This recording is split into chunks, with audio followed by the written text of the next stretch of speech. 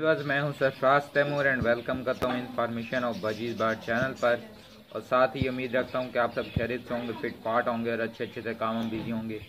दोस्तों, आज का जो मेरा टॉपिक है वो लव बर्ड के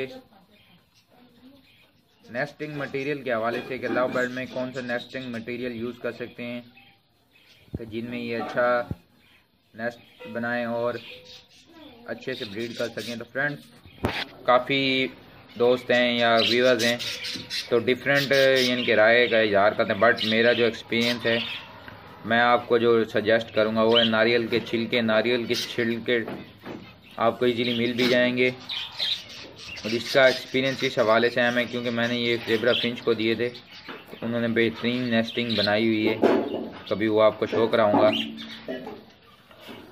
तो नारियल के छिलके ये इंडिया में भी मिल जाएंगे और पाकिस्तान में भी। और जिन भाइयों को अगर समझ नहीं आ रही, क्योंकि पहले एक मैंने वीडियो बनाई थी उसमें एक दो लफ्ज़ जो थे वो प्रॉब्लम आ रही थी फ्रेंड्स, ये कोकोनट के छिलके हैं,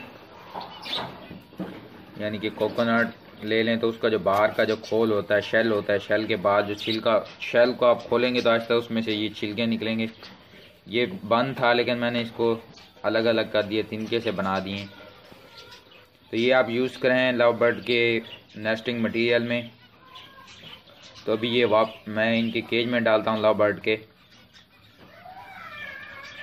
फ्रेंड्स, मैंने लव बर्ड के केज में डाल दिए नेस्टिंग मटेरियल।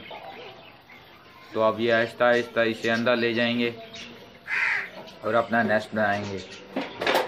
लव बर्ड मटकी में ही चले गए हैं, शायद वो ब्रीडिंग पे आ रहे हैं।